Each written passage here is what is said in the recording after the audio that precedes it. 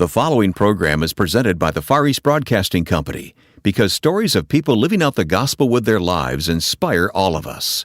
FEBC, taking Christ to the world through radio and new media. Learn more at FEBC.org.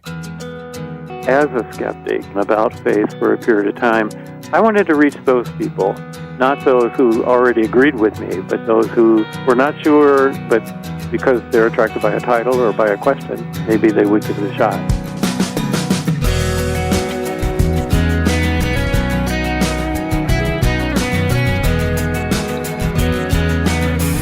His writings have accomplished his goals over and over again. Coming up, you'll meet author Philip Yancey and learn more about his life and purpose of exploring the deeper spiritual questions often asked by skeptics and believers alike. Welcome to First Person. I'm Wayne Shepherd. My conversation with Philip will begin in just a moment. Thanks for listening. As always, I invite you to check out our website for additional information about this week's interview, as well as hundreds of previous interviews. Visit firstpersoninterview.com to listen. And to download programs for on-demand listening, use our free smartphone app, First Person Interview. These conversations are made possible by the Far East Broadcasting Company. Please visit FEBC.org for stories of changed lives through the hundreds of broadcasts that go out each day. Well, probably like you, I would be hard-pressed to name a favorite book by Philip Yancey. His writings often explore the deeper questions of the Christian life and end up bolstering our faith as we dare to doubt. Philip and I talked on the phone recently, and as we began, I asked him if it was true that he was writing a personal memoir. That is true. It's not my whole life. It's really my upbringing, growing up in the racist fundamentalist South in a very conservative church, straying away from that and then finding my way back, and the journey to becoming a writer. So the early years primarily. Good. Philip Yancey, the early years. All right. Yeah, I look forward to reading that. We'll give a little preview to our listeners in this conversation, hopefully, here today, because I wanted to start with your hyper-fundamentalist background. I know that really was something you had to really kind of detox from, It was, and in Atlanta, Georgia, in the 1950s, early 1960s, racism, of course, was a big part of that, and my church was blatantly racist. I don't know if your listeners know the phrase "the curse of Ham" theory, but it was a heretical theory that Ham was cursed. It was actually Canaan in Genesis 9, not Ham, but Ham in Hebrew, we were taught, means burnt black. And so the descendants of Ham and Canaan were cursed by Noah, not by God, cursed to be slaves, to be servants of Shem and Japheth, the other sons of Noah. And for years, that was taught in the South as an explanation of why, talk about white privilege, white superiority, why whites were in charge and blacks were condemned to being the servant class. So you could never expect to see a black CEO, for example. Well, I was taught that growing up. You know, when you're a kid, you believe the things that others tell you, but it came to an abrupt conclusion because I got a fellowship my junior year in high school, that late, to the Center for Disease Control, as it was called then, or the Communicable Disease Center. And I knew that my supervisor was a PhD, a very renowned man named Dr. Cherry. I wanted to impress him, so I studied stuff I couldn't possibly understand about his scientific expertise. And I walked into his office, opened the door, and he was a black man. Ding, ding, ding, ding. I realized that I had been lied to, that here was a brilliant man, more accomplished than just about anyone I had ever met, and he was defying what I was taught in church. And that was the sense of betrayal, part of a betrayal that made me move away from the church and become skeptical. If they can lie about race, maybe they could lie about the Bible, maybe they could lie about God, and began my own pilgrimage of trying to sort through what I was taught in this almost cultic fundamentalist background. What was worth keeping? What was biblical? What was true? And what was not? Interesting. So then you come to Christian College in the North, and the journey continued, right? Yeah, I ended up in Wheaton, not far from where you live, and that was a wonderful experience for me. I needed a job. I was in school, And in graduate school there, I started working for Campus Life magazine, which was a Christian magazine for young people associated with Youth for Christ. I learned to write there. I had teamwork. I had a wise mentor by a man named Harold Myra, who later became president of Christianity Today Incorporated. Of course. And journalism was a great stepping stone for me. I could write about other people's stories while I was still trying to figure out my own story. And not long after that, I met the person who really became a spiritual mentor to me. His name was Dr. Paul Brand. I was writing a book on pain, my very first book, Where is God When It Hurts? And I met him. He was a missionary in India for years, worked among people with leprosy, and he was the one who discovered the essential value of pain, how brilliantly it's designed and incorporated in our bodies to protect us against harm. And that's the problem with leprosy patients. They don't have a defense mechanism, so they hurt themselves. And for 10 years, I followed him around, and he was kind of the father I never had. My father died when I was a year old in one of the polio epidemics in 1950. And so I never really had a father figure, and he became that to me. And I kind of joke, it was a great thing to do. You get to choose your own father. You know, some people have to go through individuation, overcoming problems with their parents or whatever. I got to choose one, and it was a great period for me just to sort out what kind of person I wanted to be. He was a beautiful model. Well, I remember, and of course it's still available widely, how beautifully written that book, Fearfully and Wonderfully Made, was, and what a great book it is. Dr. Brand was really quite a person. In fact, Wayne, just a year ago, I went back. I wrote 3 books with him, Fearfully and Wonderfully Made, In His Image, and The Gift of Pain. I took 2 of those, Fearfully and Wonderfully Made and In His Image, redid them. They'd been out for 35, 40 years, and the science had changed, the medicine had changed, and I got to go through and kind of combine them, keep the very best, edit them for a new generation of readers. He's a hero, and I didn't want his legacy to disappear. So that's been reissued by InterVarsity Press. It's called Fearfully and Wonderfully. And that's the one that's subtitled The Marvel of Bearing God's Image, is that it? Correct. Okay, that's it. All right, Good job. Well, it's so fun to talk with you. I would mention more titles of your books, but it would take the remaining time of our conversation here to list them all. But Where is God When It Hurts? You mentioned What's So Amazing About Grace. My goodness, the issues that you've written about. And here's the thing, Philip, I remember you talk about starting out at Campus Life. I remember you writing about things back before the church was really awakened to some of these issues. I mean, you started talking about race a few moments ago, and you were writing about these things before the church was very, very comfortable talking about it openly. We had that legacy at Campus Life. This was in the early 1970s, and the church is always a little bit behind. We were kind of going through what the rest of the culture had gone through in the 1960s. We were discovering global poverty and injustice and racism and these things. And we're writing to a younger generation, and we had to come to terms with them. And because I had been betrayed, is the word I would use, by the church I grew up in, I always felt it important not just to go with the party line, but to take a look for myself, to really dive in. And I would write my books, not because I had it figured out, but because I didn't have it figured out. Sometimes I joke, when I have a deep, penetrating question, I write a book about it, because it gives me the chance to go to people who can help, go to the Bible, do the study that I need, and try to come to terms and wrestle with those questions. So for that reason, a lot of my books have titles. Prayer doesn't make any difference. As you mentioned, Where is God When It Hurts? The Jesus I Never Knew. My books are my personal pilgrimage, and I have the great privilege, I consider it that, of being able to work out my pilgrimage in print. Well, the fact that you write with such honesty about faith and doubt, that's not the typical thing that we pull off the Christian bookshelf these days. Doubt, I mean, maybe more so now than when you were starting out in early in your career, but you led the way there, Philip. I really commend you for that. I remember the second book I wrote kind of on my own was a book called Disappointment with God. Yes. And my publisher, when they got that title on my manuscript, said, we can publish this, but I don't know about this title. Wait a minute. How about something like How I Overcame Disappointment with God? You got to choose your own title? Yeah, right.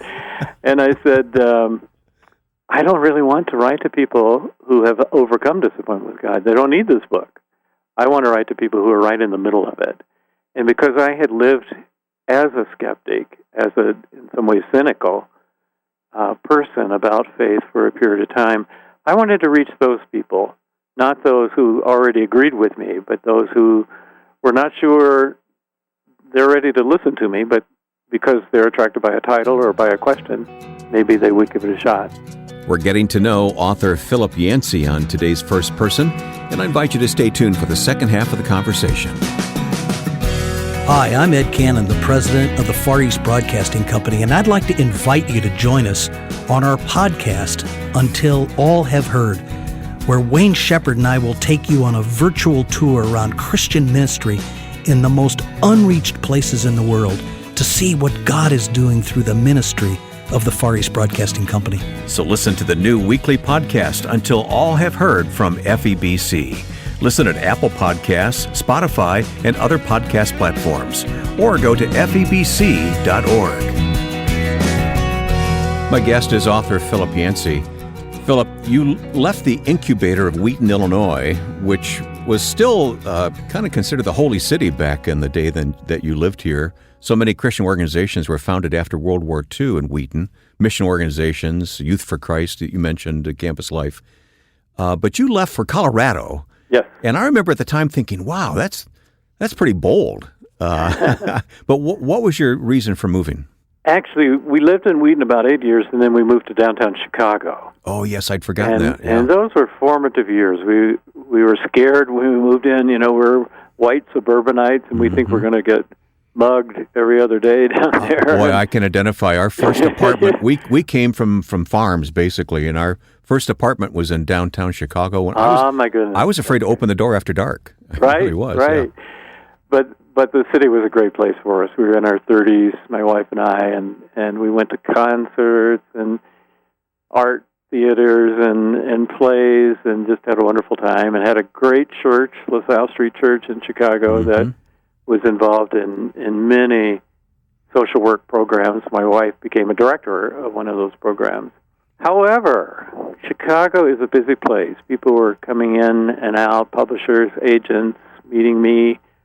I'd look at my calendar at the beginning of the week, and it's completely full, and there's no time to write.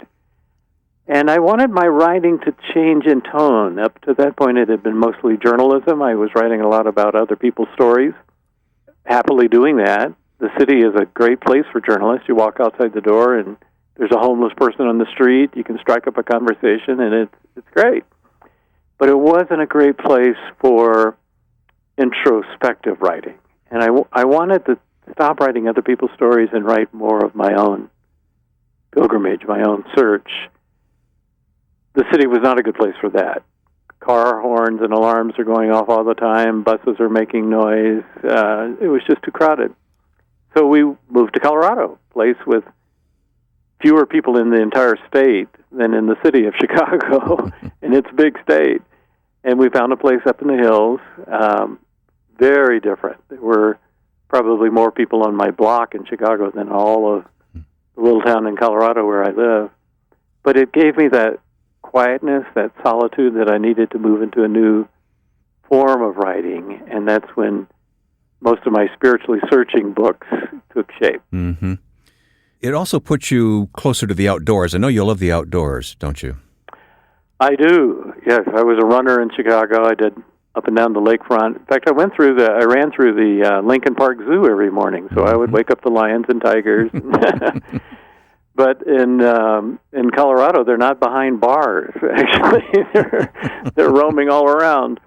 And we have explored the mountains. In fact, when we got here, we're city slickers. We don't know what we're doing. But somebody said, "Hey, do you want to climb a mountain?" There are 54 mountains in Colorado over 14,000 feet. Yep, the 14ers. 14ers. And so we climbed our first one called Sunshine Mountain. It's 14,001 Oh, that feet. sounds very easy. Sunshine Mountain, yeah. Well, it's one of the easier ones, fortunately. It's a good one to start on.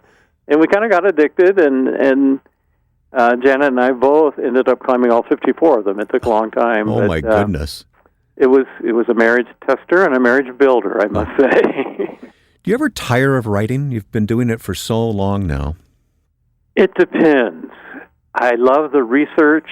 I love the editing, but the composition stage, when there's a blank computer screen or a blank piece of paper, depending on how you do it, and you've got to come up with new words, new ideas, new thoughts, it's exhausting. And I used to think it would get easier and easier. For me, at least, it's gotten harder and harder, because there's this little voice inside me that says, you've already said this, what a cliche, anybody could say that. I know what I'm doing wrong now as I do it, and so those voices just have accumulated, and it's difficult. It's not become easier. I find speaking a lot easier, and we started traveling overseas, particularly. My wife is a missionary's kid, and it's there you can speak and see the impact of what you're doing as you're doing it. Yeah. Writing, what I'm doing, what I did today, this morning, no one will comment on until 18 months, 2 years from now, because it takes that long to get the thing finished and then to have somebody publish it and then react to it. Mm-hmm. So there's that act of faith, the hope that what I'm spending my time on this morning will eventually have an impact on somebody's life. Yeah. But you don't know that at the time. You just have to proceed in faith.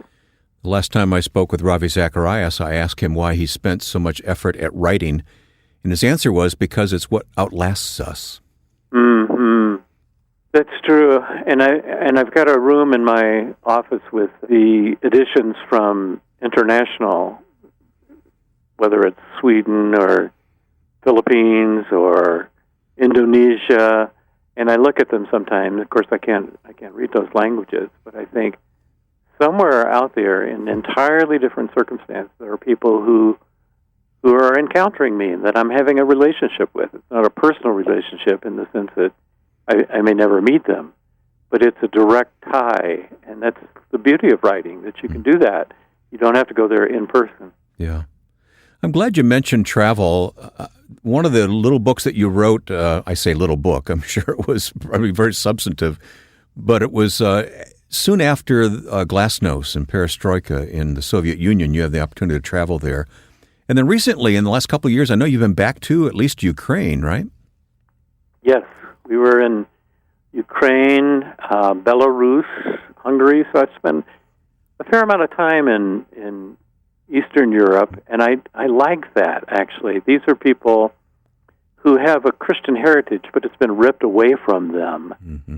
And you don't have to start from scratch. You get to rediscover. In the art museums in St. Petersburg is some of the greatest Christian art ever done. The Return of the Prodigal Son by Rembrandt is there. And you can just take Russian people and say, let me tell you this story. This is in your own museum, and many of these are by your own Russian artists. But here's the story behind it. Here's what inspired that art. Yeah. The account I saw of you in Ukraine, you were meeting with young professionals with Mission Eurasia, and this is a ministry that's very close to my heart as well, and it's just inspiring to see this generation wake up to their faith in the marketplace, isn't it? It truly is. When I was in some of those countries, they said there was this gap in between where there were the old believers, and these were the ones who clung to the faith and were many times persecuted or at least discriminated against because of their beliefs, because they went to church. You couldn't be in the Communist Party and not be an atheist. So these were people who were serving God in a very difficult time, in a very difficult place. And then there were others who just threw it all away and joined the party. Well, later, of course, the party crumbled, and people found out the whole thing didn't work. It was an illusion. And this new generation came up, and they didn't know what to believe. And they have looked to the old people, the older generation, and said they had something to live for, and it was worth more to them than success and some of these other things. And there's a renewal and an energy in that young generation. It's still very much a minority. It's not everybody. Right. But these are leaders, and I was so impressed with the young leaders of tomorrow that Mission Eurasia had gathered together. They've got kind of ongoing programs pointed toward leaders, and I look in their future with great hope. Well, we also have radio stations there and social media broadcast through Far East Broadcasting Company. So I find that they inform and inspire my own faith. That's what happens when I hang out with these young people in places like Ukraine. It's amazing. In the moment we have left, I want to talk to you about Scripture. You've written several books about Scripture, but I know it's the foundation for your life. And just talk to me about Scripture for a moment and what it means to you and what's fresh on your heart. I've taken it fast and I've taken it slow. When I wrote the book, Disappointment with God, I went away to Colorado. We weren't living here at the time. We were in Chicago. But I went away to Colorado and in a 2-week period read all the way through the Bible, Genesis 1 all the way to Revelation, the end, looking for patterns of why God sometimes seemed to act in a very direct way and sometimes not. Long periods of waiting before God did act. Around the same time, I was also working on this project called the Student Bible. And so for 3 years, I was paid to go all the way through, again from Genesis to Revelation, but every day, every week, every month for 3 long years. And I like both of those. I like that overview. When I went through the entire Bible in 2 weeks, I had a sense of the plot, a plot of God choosing out of love to create creatures that he wanted to love him in return. And the lengths to which God would go, what he would put up with, how he would forgive again and again and woo and finally send his son and then turn it over to us as the church, saying, you go as my Father has sent me, now I am sending you. So I got that plot, the bird's eye view of what creation was all about, why we're here. We're here to please God, to bring God pleasure. And at the same time, I had the foundation of going back and going through the detail of that plot and that kind of, the stories, the literature in the Bible has informed everything that I've written. I've written some books directly about the Bible, like the Bible Jesus read on the Old Testament. But everything I write is informed by the detailed study I was able to do. I look back on with great fondness. I'm so blessed to have that as the foundation for my writing. Going back to the memoir that Philip is writing, following our interview, I found out that in typical Philip Yancey fashion, it contains some very honest and reflective thinking about the danger of repressing family secrets. We'll place a link to his bio and blog where you can learn more at firstpersoninterview.com. I'd like to take a few moments to thank the Far East Broadcasting Company for making this program possible. FEBC broadcasters around the world are some of the finest servants of Christ you'll find. As I get to know them, I'm continually challenged in my own walk in ministry. I hope you'll take a few moments to visit FEBC.org, explore some of their stories and testimonies. Once again, that's FEBC.org. FEBC, until all have heard. Now, with thanks to my friend and producer Joe Carlson, I'm Wayne Shepherd. Join us next time for First Person.